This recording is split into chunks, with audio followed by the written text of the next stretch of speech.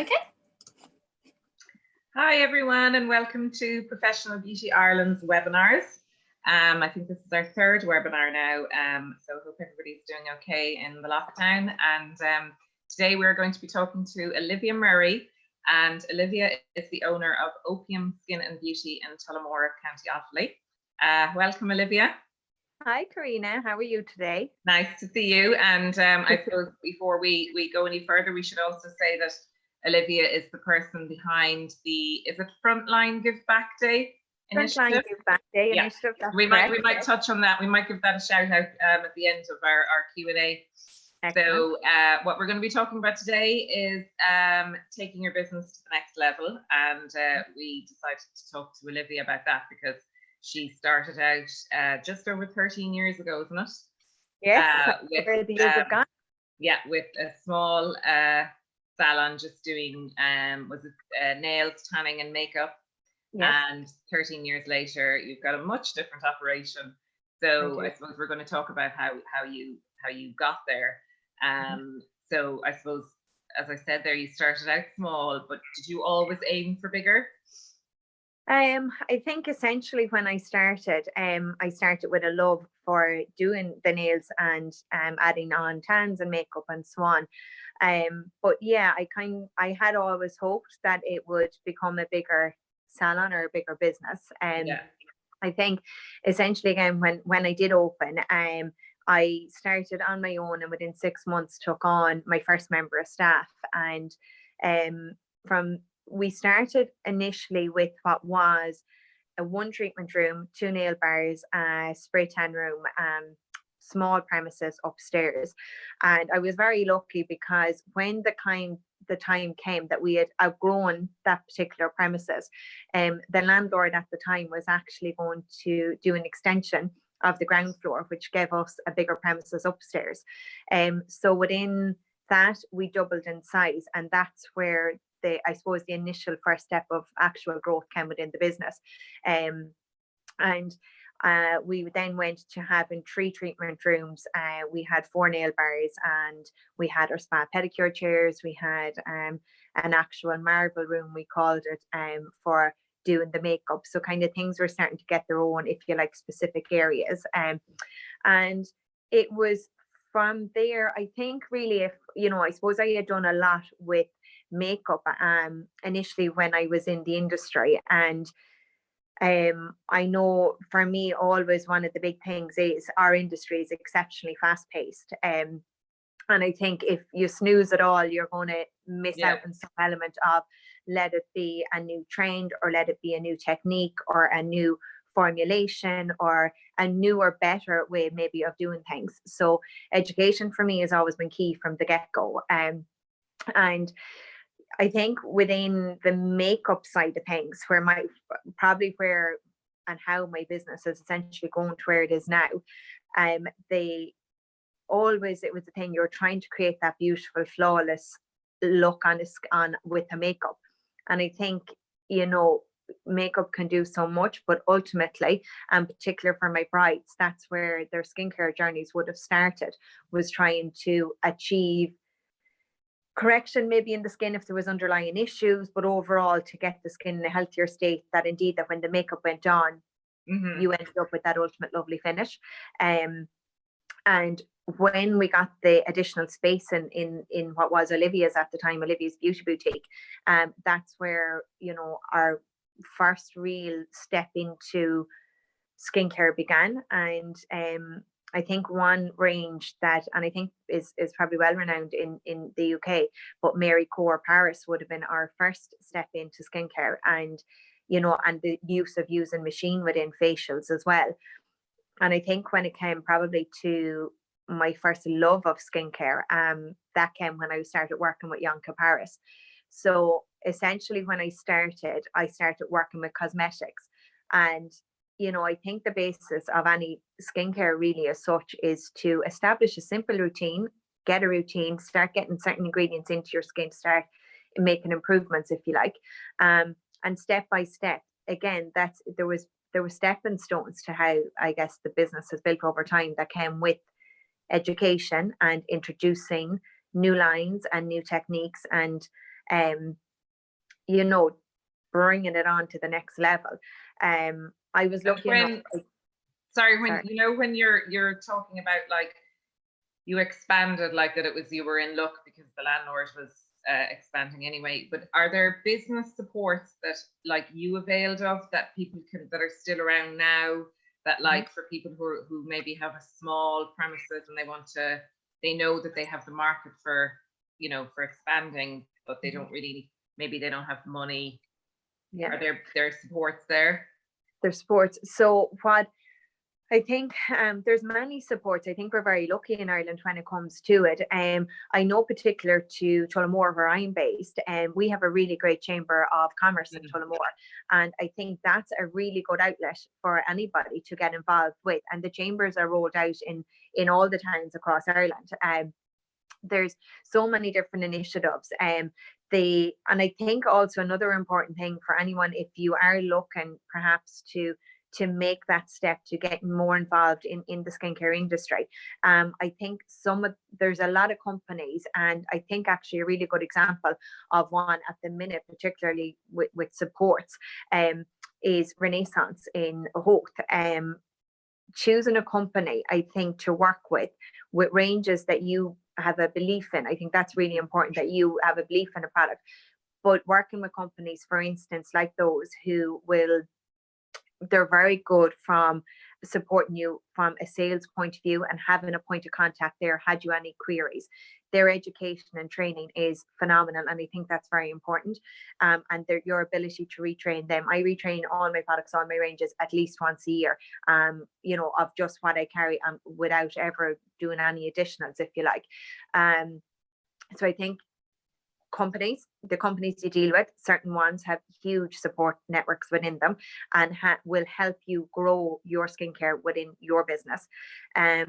The Chamber of Commerce, as I said, is another one. I think depending on your premises, you know, that I moved from where I was originally in what was Olivia's, and when Opium, if you like, was born, and we made that greater, bigger step to actually split over 2 floors, that our skin clinic is now is the upstairs of our premises, and our beauty salon is the ground floor of our premises.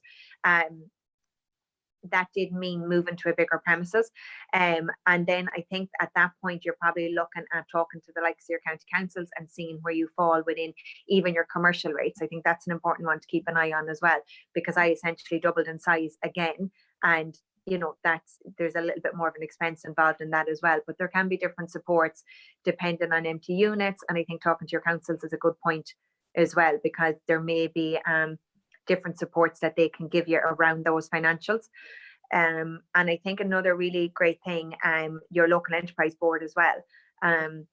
I would have touched in with those when it came again time to growing, and there is still grants available that you can avail of, again through each of your own local enterprise boards, where they will give you a grant towards getting yourself online and starting some e-commerce, so having your shop online, and that they will help facilitate you with finances towards that. But also they run super mentorship programs. So from the element, I guess, of running your business, I think the mentorship that comes with the likes of your local enterprise boards are just phenomenal, and they're essentially a free support. So they are. So that's another really good one, I think, to keep an eye on or to look into. So I think you kind of touched on it there. You believe that Ireland is a pretty good country for looking after its, like, growing its small businesses. I think so, absolutely. And I think even your relationships with your businesses around you as well, there's different different initiatives that you can maybe work on together. And you know, certainly Tullamore has a boom in hair and beauty industry, so it does. And you know, we can all work so closely alongside each other while all doing our own individual things as well. For instance, I don't offer gel nails in my salon anymore, but there is great girls in the town that I will refer to, and maybe those girls will do skincare, but they will refer to me. So there's different ways we can all work well, you know, while it's still competition. It's lovely, healthy competition, and it's a nice way to support each other. So, you know, there's a lot you can do, I think. Yeah, that kind of actually brings me there to my next question about the, I was going to ask you, like, if specializing in a particular area, like you branched out, specifically into skin, like, would you recommend that to people, like, for giving you a competitive edge? Like, it's like your unique selling point, but then, as you said, you're kind of working nicely with the other people around you, where you specialize in one thing, somebody else specializes in another. I think essentially when I would have originally opened my business, I think the beauty industry was, slightly different. I think we have, again, it's because it's so fast paced. There's been so many changes. And I think indeed, even over the last number of years, you can see such a boom, specifically with the skincare industry in Ireland. Yeah. And from what I know, I think I think Image as a company see, Ireland just grow all the time with regards, the people minding their skin. I think also consumers are exceptionally savvy, and they know their stuff. So, I think you need to be very much on top of your game when it comes to your product knowledge, or, I don't think there's any room for bluffing your way through things anymore. Which is brilliant. I just think that's a great thing, and I'd always say it keeps us all on our toes, which isn't a bad thing. But I think for me, because I think I have slowly stepped from going from cosmetic houses into cosmeceutical lines and more medical grade lines, and again, I would use a huge amount of technology within what I'm doing. So for me, I think that's part of my USP, or my unique selling point is, yes, I use ranges that are around me, if you like, but I also would use a lot of technology. So if, let's say, for example, I would be possibly treating a concern on the skin, and I might choose to use a microneedling device, my Rejuva pen, to treat some anti-aging in skin. We want to propel some collagen production. I would go in then maybe and assist that alongside with my Dermalux, which is a CE approved and a medical grade device that has the ability to treat the dermis. Now, there's nothing I can do with my hands or any of my ranges that can touch the dermis, but my technology can. So for me, that gives me my treatments that more of a superior result. So for me, bringing technology in with my advanced skincare is where I think my USPs are falling. And I think that's something that you need to look at. It may not always come down to a range, because we'll all have different loves of different ranges. And I think maybe if you have a little twist on how you work with it is something to, again, look into. Yeah. And as you say as well, like, if you're going to go into a particular area, know what you're talking about. Make sure you know, like, there's no, as you said, no room for bluffing anymore. No, there definitely isn't. And I think whatever that may be, and I think this is a wonderful thing that's happened in the industry over the last while, you can really see where people are really specializing in their niche and what they have a passion for and what they thoroughly enjoy. And I think the results that come as a result, on the end of that, let that be lash extensions or, a lash lift, and people specialize in that. They really transform the eye area because it's something they love to do, and they really understand, let's say, for instance, the shape of the eye and how to make the most of that, and not to group somebody on the outer corner, but how to open their eyes. And you can really see the difference of a quality of treatment for somebody who's very much specialized in it. And I think that's a lovely thing that we're seeing in the industry now. So, and I think it's kind of specific, again, even to girls, the nail technicians, and brings me back. That's where I started. I started very much at nails, and grew it from there, and becoming an educator in nails, and just been that little bit hungrier for more knowledge and more challenges, and entering the nail competitions. And, I took a couple of titles over my time, and I got so much of a challenge from that at the time. And I'm somebody who needs to be challenged. And for me, every day that I'm in my clinic room is a massive challenge, for what it is I'm trying to treat at the minute. And just education again. Yeah, I suppose, again, that brings me to that, what I was going to ask you about, what are the most important traits like for somebody who, you know, wants to expand or wants to bring in, you know, different areas into what they're doing already, like what traits are important? You just talked there about like being hungry for it and wanting to be challenged. They're obviously all very important. Yeah, I think it is. I think without a doubt, it has to be sheer determination, is one thing. And I think you have to have belief in yourself.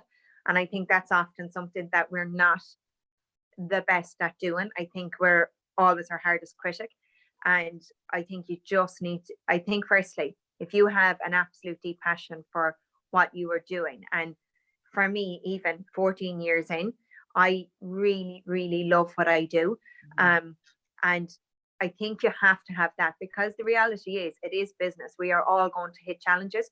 We're all going to hit, you know, roadblocks. And I think if you don't thoroughly love it and you don't have a true determination of this, I have a set goal, this is where I want to get to. Yeah, you are going to hit little hurdles, but it's how you're going to overcome them as you're moving along. And you know, I think there are days where you're just like, you know, that's just been honest. You're like, oh God, you know, but those days are very few and short-lived. So there, and you know, if you have, if you want to be specialized, well, then you have to be, well, I want to be the best skin technician or the best skin therapist that there is going.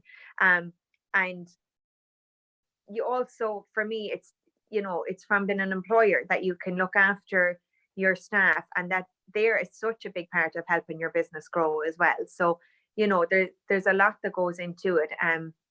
But I think ultimately being determined and having belief in yourself, they have to be part of your fundamental, as well as absolutely loving and having that clear goal. For a long time, I knew that I enjoyed my beauty, but I always got so much more of a challenge and so much more of a kick out of doing my skincare.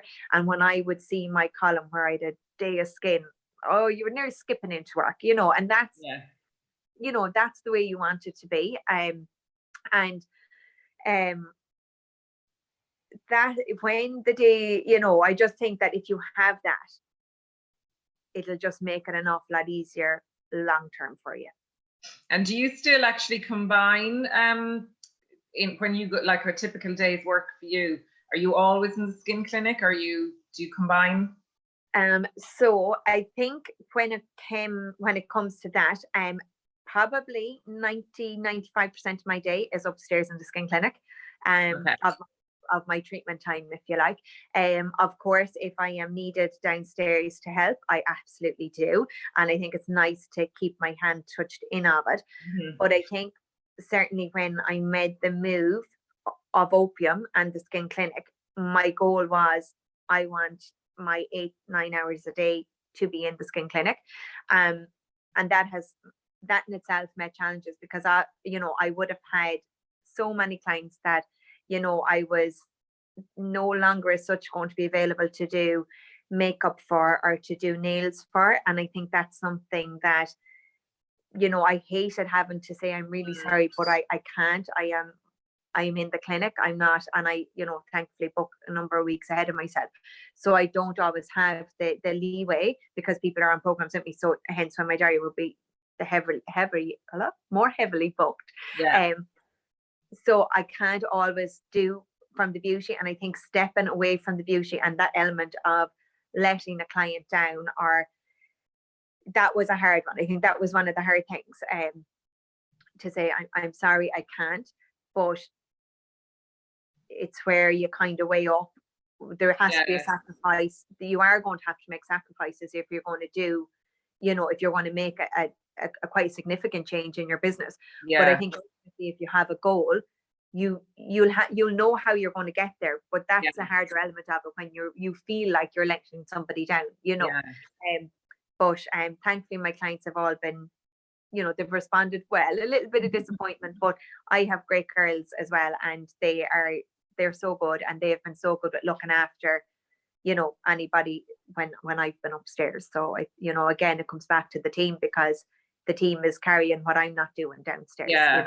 And is it difficult as well, like, you know, the way you're you own the business, you're running the business, and you expanded your business along the way. So now it's bigger than it ever was. And is it hard to be the business owner and the one who's over everything while still working on the ground, if that makes sense? Yes, it absolutely does. And there meets another huge challenge. Yeah. And there's no denying it. Within that level of time, I also have 3 small children as well. So, Okay. I am, it's a busy, I have a busy life. And yes, it's a huge challenge because I do spend 8 hours a day in a clinic room. So it's in my evenings that I'm trying to do other elements of running the business stuff. Yeah. And I think what has, in light of what we're currently going through, I know not having a commute to work and having a little bit more time at home has given me time to be able to think, to do more actual business planning, which is brilliant. And I think for me, I know we're all talking about our new normal and when things get back to normal, jumping back into the hamster wheel, I think that I am going to have to allocate a certain amount of hours per week at this point to the actual drive of my business, because I have more steps of where I want to grow my business. And that's a huge, and again, this is another one of those sacrifices. Well, I'm pulling myself out maybe of treatments for 3 hours a week in order to be able to grow the business. So I need to take that back at this point to be able to bring opium to the next level again. And that's where we will see introduction of more physician-led lines of skincare and treatments, that will bring us, because we are also doing a lot when it comes to anti-aging in the skin. We do have a wonderful doctor who comes in and supports on a clinic, but it will see us bringing our skincare again to the next level, and we are going to doctor-led ranges as well as cosmeceutical now as well. So, and I need time now from the element of working in my business, but I need time now to plan for my business and to push my business and run the business side of what opium is doing. Yeah, you're the second person I've heard saying that. Somebody else said that to me as well, that she spends so much time running her business and trying to tend to clients as well, that like this little step back from the sort of the everyday frantic chaotic lifestyle or whatever has given her better perspective, and that when she comes back she will ultimately be running her business a different way from before. So absolutely, I think you've hit the nail on the head. That's exactly it. And it's just, and that's the nature of it. But you can get very caught up in the day-to-day, but at the end of the day, you have to remember it is a business, and it needs guidance and it needs a bit of steering, as you're going along. So I'm grateful personally for having the time to be able to think and be able to put some new plans in place, and to have something to be very excited about going back into the clinic room, something new. So that's a positive for me. That's positive. Yeah. And I suppose you touched there on education and CPD, and the importance of it. Like you said, that you've been doing it, is it consistently as you go along? And have you also, would you recommend that while people do education, around the treatments and things like that, should they do a little bit of business, or should you do a bit of business education? Absolutely. I think it has to be, if you are a salon owner or you potentially want to open your own salon, I think it has to be in every aspect that you do your training. So absolutely, you need to know your ins, outs, ups and downs of any treatment that you are offering. So that obviously from that educational point of view, that's an ongoing thing, and that's that's all the time you need to be touching in on that level of education and CPD. But I do also think that the importance of, being involved in Let It Be different initiatives. I think in Ireland, some really great ones are Going for Growth and Acorns. They're different ways about, bringing yourself onto the next level. I think certainly doing business workshops and that to me is just, that's essential. To be able to actually, the other thing that I've done as well is, and I've done it throughout different times, had somebody come in and actually analyze my business and analyze how things are been done. And I think that's something that I've learned a massive amount from. And I've had it done, a number of times, and I've used one or two different consultants to get different opinions over periods of time. And I have found that absolutely invaluable. I would work on the belief, I don't think that I will get it right 100% of the time. I think it would be next to impossible to, but it's certainly no reason not to be trying all the time. And I just think that, thankfully we've worked our way through one recession. We've had obviously different challenges over different times, but we have managed to overcome those. And I think allowing and being able to see,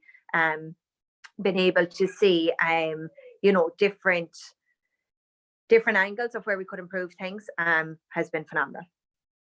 Okay.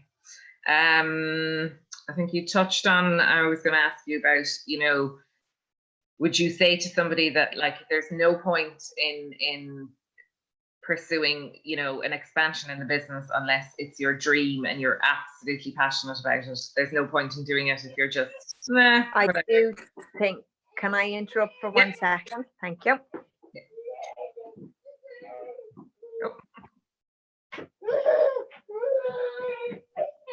You're a baby calling. Olivia said she does have 3 young children. She's trying to keep the business going at the same time, so she's probably unable to keep webinars going. Without a little bit of an interruption, which we'll allow. Oh, there she is. Thank you very much. I'm very sorry. A little person needed you. Yeah. Yes, exactly. One of the 3 little people. So just touch back in with me, Karina. You were asking me that time. Oh, just around, you followed, like I was saying, that you followed your dream, around the skin clinic. And would you say that everybody needs to do that if they're thinking of expanding their business or going into a specialty area? Is there any point in doing it unless it's really a dream and a passion? I think there's a number of elements. I think a dream and a passion is what will drive it the absolute most, been very honest. But I think you have to be very realistic when it comes to terms of an actual legitimate business plan.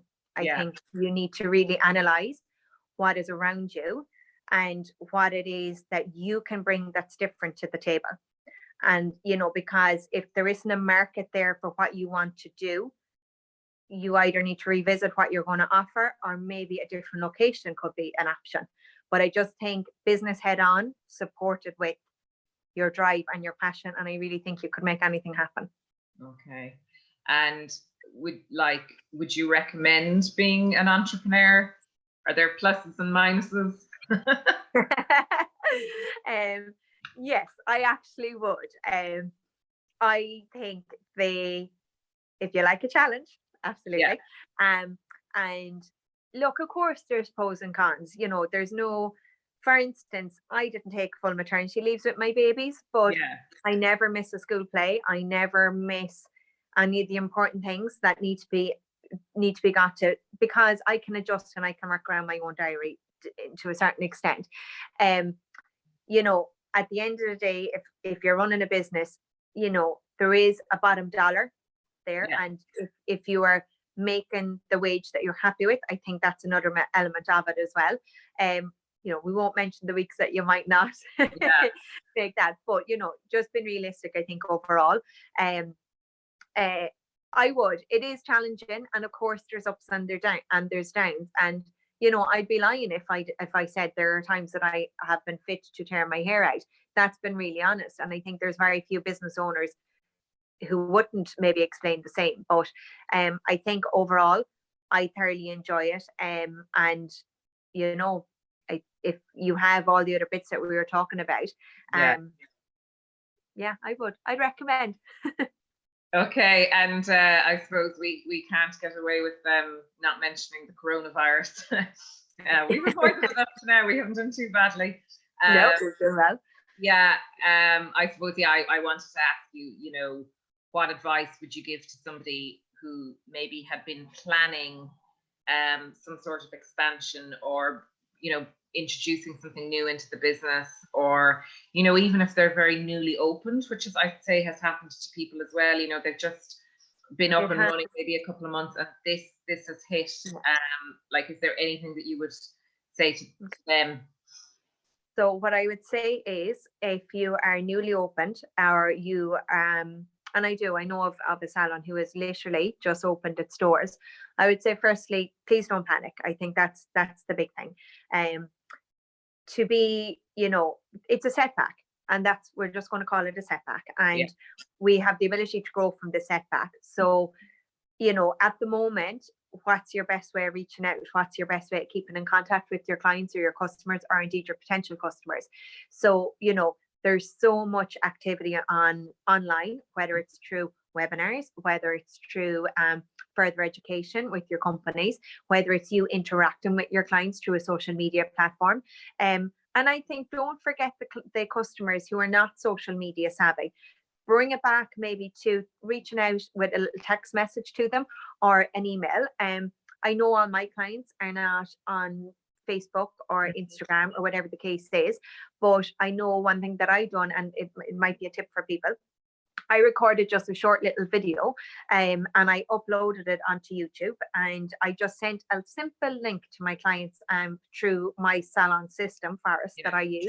So I sent everybody an email, and they were just really simple. It's not log in, it's not, register here. It's just hit the link and you get to see the video. And it was just a little video reaching out, saying hello, wishing everybody well, and just updating them on what Opium had been up to since. And one of the things that I had done, certainly for Opium, we don't have a huge online presence. It's not, but since COVID-19, we have reached out for social media, and to a huge response. And it has grown an element of my business in a very different direction, and it's certainly something that will continue. So even when we get back to normal, I will be remaining with my online platform as to how I'm operating at the minute with my online consultations, because regardless of, not now being able to maybe visit salons and whatnot, doing things online is really great for our working moms, for people who are busy.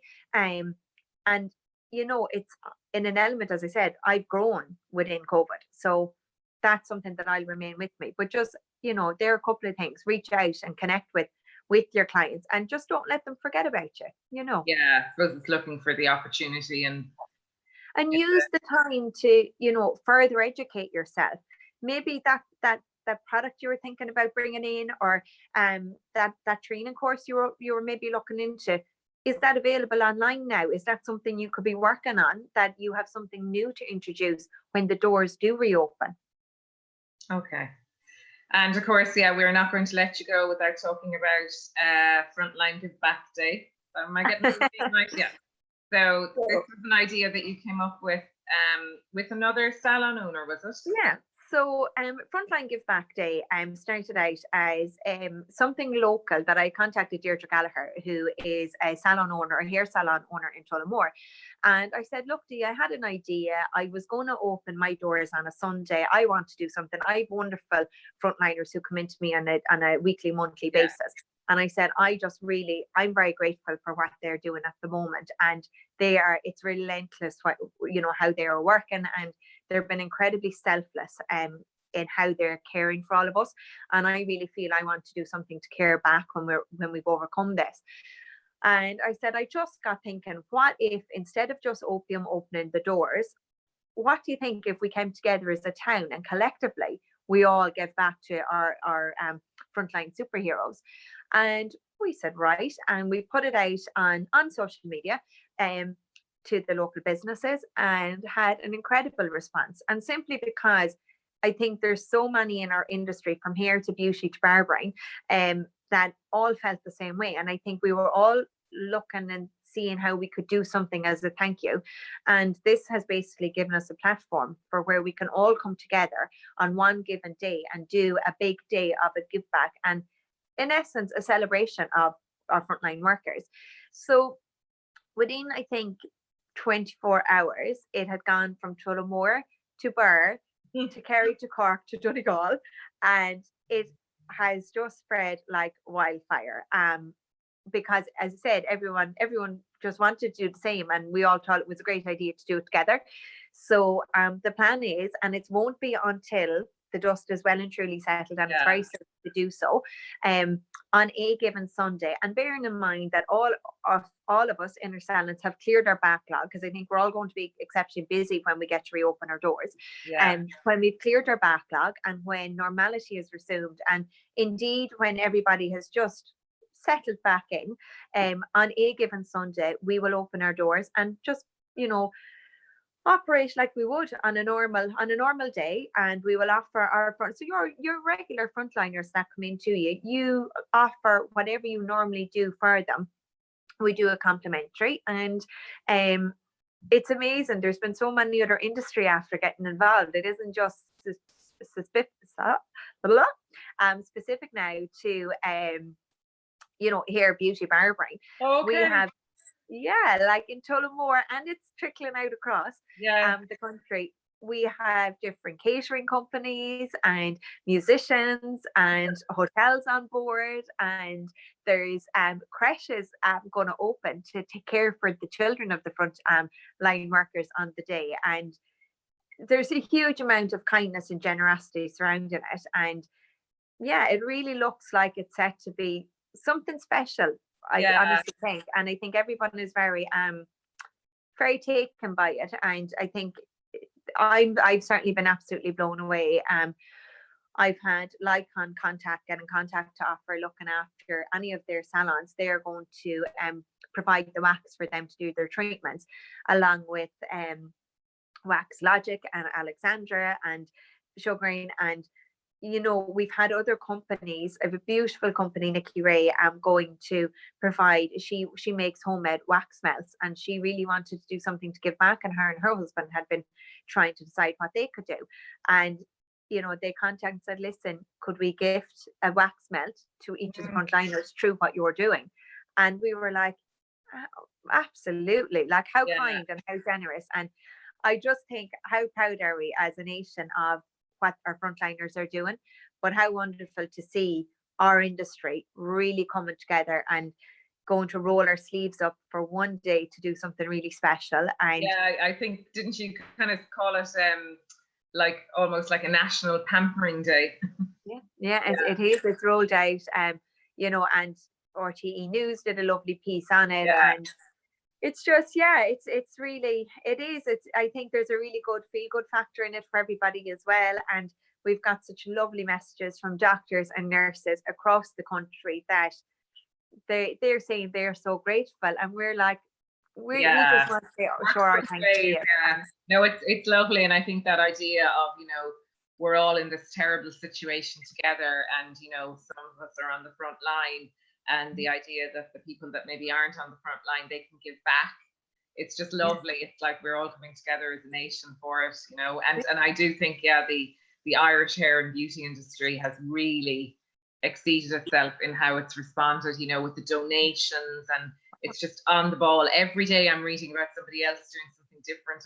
And it really is. And from spa, it's from the spas to, it's gone so widespread. Like I think we're gone well over 500 businesses participating at this stage. It is growing. Since I've been on with you, there's notifications coming in, and there's more and more registrations coming in every day.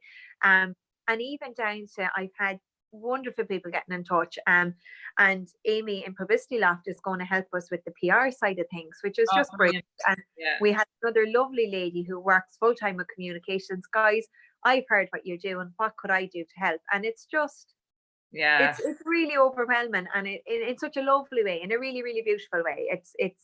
It's so lovely to see the power. And I know, it's, you see the little memes and whatnot of when people come together, but I really think it's exceptional what's happening in our industry right now, and we really are pulling together, and as a result of it, something really amazing is going to happen, which I'm really proud of us all. I think it's heartwarming. Well, thank you for that, and thank you for joining us today with My all pleasure. that insights into business, and the best of luck with the Give Back Day. I'm sure we'll touch base again before then. when this is all Thank you very over. much. But thank you so much for joining us today, okay? And thank you for having me. Take care. And thanks Thanks everyone very for much. tuning in, and we'll be back next week. Just keep an eye on our social media for the dates, and we'll see you all then. Thank you.